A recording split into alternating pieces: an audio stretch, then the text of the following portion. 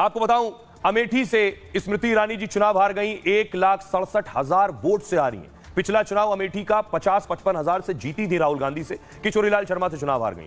फैजाबाद बड़ी important seat, Ayodhya प्राण प्रतिष्ठा बीजेपी ने अयोध्या में की।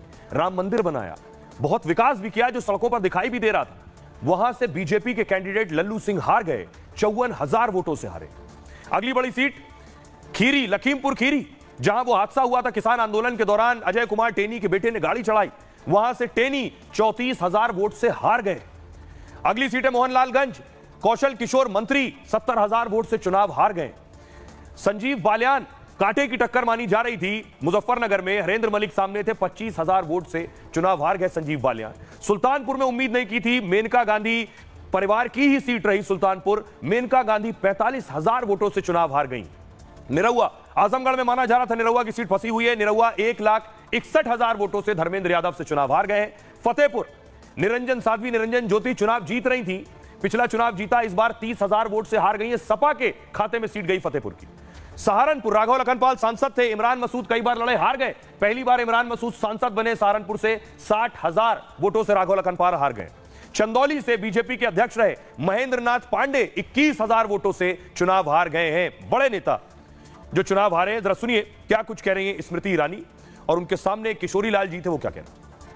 अमेठी की जीत जो है गांधी परिवार और यहाँ की जनता की जीत है। मैं नहीं लड़ा, यहाँ की जनता लड़ी। ठीक है, मैं तो एक मतलब है कैंडिडेट बन के घूमता रहा इनके बीच में, लेकिन असली काम तो यहाँ की जनता ने किया। और प्रियंका जी ने मेरे लिए बहुत किया यहाँ आके, और राहुल जी ने मेरे लिए किया, और खड़गे जी भी आए।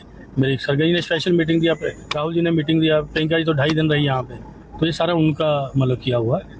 और मेरे को जो टिकट भी दिया है तो गांधी परिवार ने दिया, मेरे पे विश्वास किया, और मैं शायद उनके विश्वास पे पूरा उतर रहा हूँ। जो चुनाव जीते उन्हें मेरी ओर से बधाई।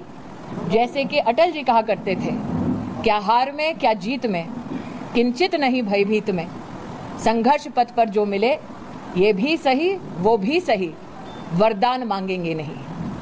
हम वो हैं जिन्होंने पूर्ण निष्ठा के साथ क्षेत्र की सेवा की, और आगे भी संगठन की शक्ति के माध्यम से सेवा करते रहेंगे। भाजपा के सभी संकल्पित कार्यकर्ताओं की ओर से क्षेत्र की जनता के चरणों में वंदन और अभिनंदन। और आइए आपको जल्दी से बता दूं कौन से बड़े चेहरे हैं जिन्होंने बड़ी जीत हासिल की है। आपके सामने आ गया अमित शाह, गांधीनगर से 7,44,000 वोट से गृह मंत्री अमित शाह जीत गए। जल्दी जल्दी मूव कीजिए इसे। हैदराबाद से असदुद्दीन ओवैसी 3,38,000 वोटों से जीत गए हैं, माधवीलता हार गई हैं। गुना से, मध्य प्रदेश से ज्योतिरादित्य सिंधिया 5,40,000 वोटों से जीते हैं। शिवराज सिंह चौहान 8 लाख से ज्यादा वोटों से जीत गए। हिमाचल के मंडी से कंगना रनौत 72,000 वोटों से जीती है।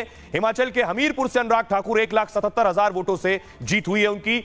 मध्य प्रदेश के इंदौर से शंकर लालवानी देश में सबसे ज्यादा वोटों से जीतने वाले हैं। शंकर लालवानी 11,75,000, इनके खिलाफ नोटा 1 लाख दबा है।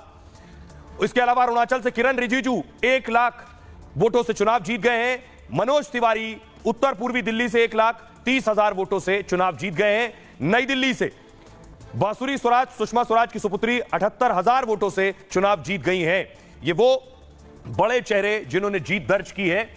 अब बीजेपी उत्तर प्रदेश हो, राजस्थान हो या पश्चिम बंगाल हो, जहां जीतने की उम्मीद थी लेकिन सीटें कम हुई, इसका विश्लेषण और आगे इसके बारे में मंथन करने की जरूरत है बीजेपी को कि आखिर क्या हुआ इतने वक्त में जो इन राज्यों में हार हासिल हुई है, सीटें कम हुई।